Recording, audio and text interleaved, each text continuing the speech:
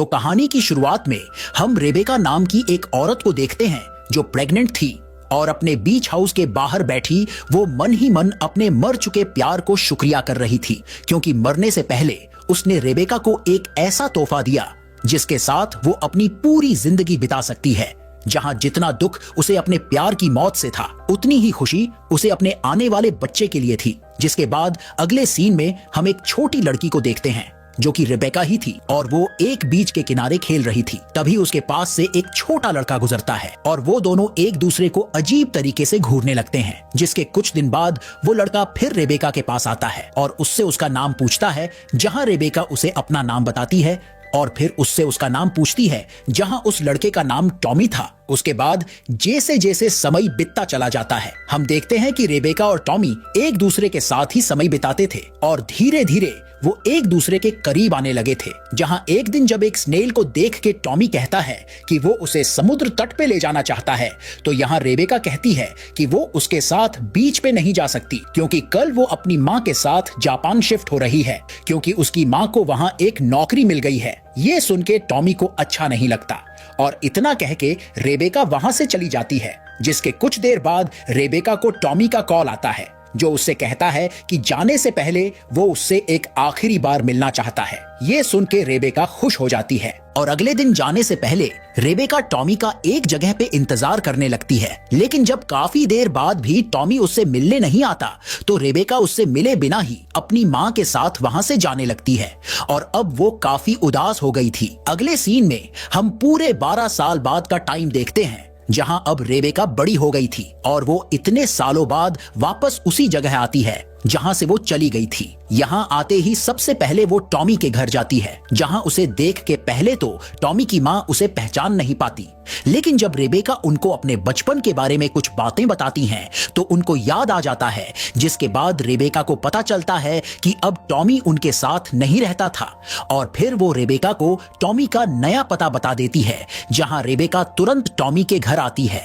और जब वो उसके घर के अंदर जाती है तो वहां उसे एक और लड़की दिखती है जो टॉमी के कमरे में थी और ये देख के रेबेका नाराज हो जाती है। टॉमी रेबेका को देखते ही पहचान जाता है, जहां हम देख सकते हैं कि रेबेका अभी भी टॉमी को पसंद करती थी। जिसके बाद जब रेबेका और टॉमी आपस में बात कर रहे थे तो उनकी बातें सुन के टॉमी की गर्लफ्रेंड को गुस्सा आ जाता है और वो उठ के वहां से चली जाती है, जहां टॉमी भी उसे रोकता नहीं है और रेबेका से बात करने लगता है। उसे पता चलता है कि रेबेका अब हमेशा के लिए इस जगह रहने आ गई है, क्योंकि उसकी पढ़ाई पूरी हो गई थी और अब वो एक सॉफ्टवेयर इंजीनियर भी बन गई थी। अगले सीन में जब टॉमी रेबेका के साथ बीच पे था तो यहाँ रेबेका उससे उसकी गर्लफ्रेंड के बारे में पूछती है, जहां टॉमी उसे बताता है कि वो उससे कल रात ही मिला था। जहां ये सुन के रेबेका खुश हो जाती है, क्योंकि टॉमी किसी सीरियस रिलेशनशिप में नहीं था।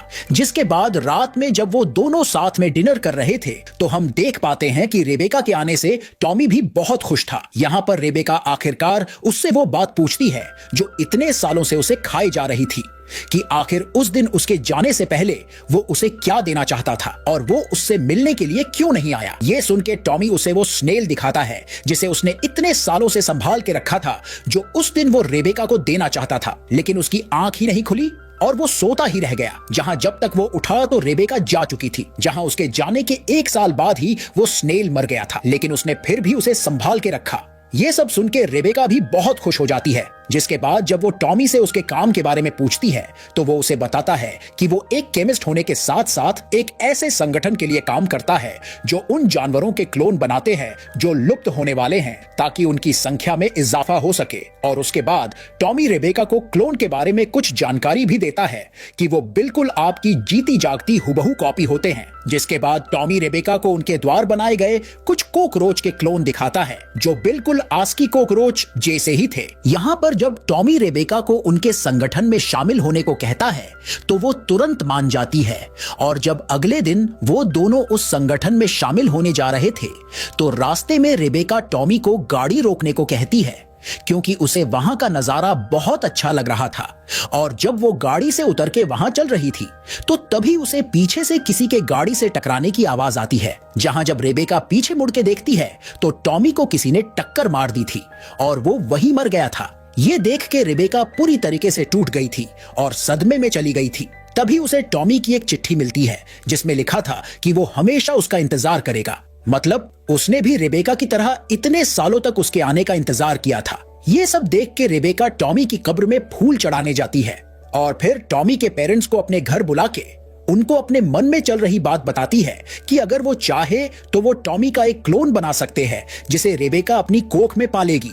लेकिन ऐसा करने के लिए उसे उनके सिग्नेचर और टॉमी की लाश में से कुछ जीन सैंपल चाहिए होंगे।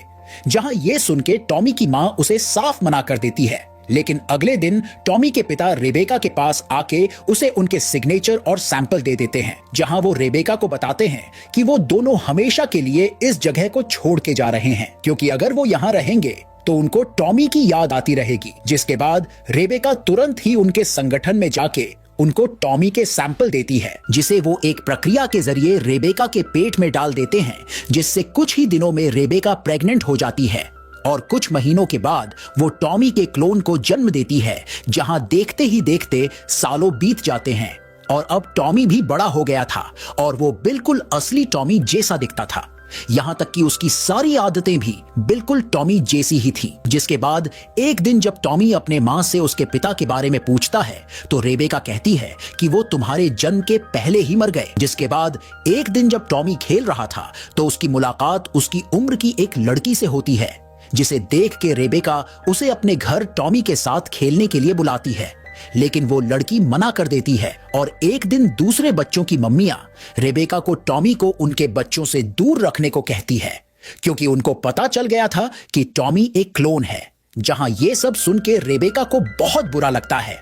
जिसके बाद एक दिन जब टॉमी का जन्मदिन था तो रेबेका दूसरे बच्चों को उनकी पार्टी में आने को कहती है, लेकिन उसके घर कोई भी नहीं आता। और ये सब देख के रेबेका समझ गई थी कि अब उसे ये जगह छोड़ के जाना होगा, क्योंकि अगर वो यहाँ रहे तो एक न एक दिन कोई टॉमी को जरूर सच्चाई बता देगा कि वो एक क्लोन है। इसलिए रेबेका उसे लेके एक सुनसान इलाके में बीच हाउस में रहने लगती है, जहां आसपास कोई नहीं रहता था और वो यहीं पे टॉमी को बड़ा करने लगती है। जहां एक दिन हम देखते हैं कि टॉमी काफी बड़ा हो गया था और अब उसकी एक गर्लफ्रेंड भी थी। जहां ये सब देख के रेबेका भी काफी खुश थी, लेकिन वो मन ही मन टॉमी की गर्लफ्रेंड से जलती थी, क्योंकि वो टॉमी को अपना बेटा नहीं मानती थी। जहां जब भी उसे मौका मिलता था वो उसके करीब आने की कोशिश करती थी और टॉमी भी उसकी मां की तरफ आकर्षित हो रहा था, जो उसकी गर्लफ्रेंड को अजीब लगता है। जहां एक दिन अचानक उनके घर टॉमी की असली मां आ जाती है और तभी उसके सामने उसका बेटा आ जाता है और वो उसे देख के हैरान हो जाती है। टॉमी को शक था, लेकिन वो उसे असलियत नहीं बताती और वहां से चली जाती है। जहां जब टॉमी रेबेका से सच्चाई पूछता है तो वो भी उसे कुछ नहीं बताती। ये सब देख के टॉमी परेशान हो रहा था और गुस्से में आके वो घर का सारा सामान तोड़ने लगता है। जहां ये देख के उसकी गर्लफ्रेंड भी डर जाती है और वहां से चली जाती है। रेबेका से टॉमी की तकलीफ देखी नहीं जा रही थी, इसलिए वो उसे अलसी टॉमी के बचपन से लेके उसकी मौत की सारी सच्चाई बता देती है। जहां जब टॉमी कुछ भी समझ नहीं पा रहा था, इसीलिए रेबेका उसे असली टॉमी की तस्वीरें दिखाती है। जहां ये सब देख के टॉमी और भी परेशान हो जाता है और रेबेका पे गुस्सा करके उससे पूछता है कि आखिर तुमने ये सब मेरे साथ क्यों किया। तो रेबेका उसे बताती है कि मैं टॉमी से बहुत प्यार करती थी, लेकिन हम दोनों कभी एक नहीं हो पाए। जहां वो अपनी किस्मत बदलना चाहती थी। ये सब सुन के टॉमी शांत हो जाता है और उसकी मां के ऊपर चढ़ जाता है, जहां रेबेका भी यही चाहती थी और वो दोनों इंटीमेट होने लगते हैं। ये सब करने के बाद अब टॉमी रेबेका के साथ नहीं रह सकता, जहां वो अपना सामान पैक करता है और जाते हुए वो रेबेका को मां ना कह के उसके नाम से बुलाता है और उसकी जिंदगी के लिए शुक्रिया करता है। और इतना कहकर वो रेबेका की जिंदगी से हमेशा के लिए चला जाता है। जहां इसी के साथ ये फिल्म यहीं पर खत्म हो जाती है। तो मुझे कमेंट करके जरूर बताना कि ये फिल्म आपको कैसी लगी। मैं मिलूंगा आपसे अगले वीडियो में।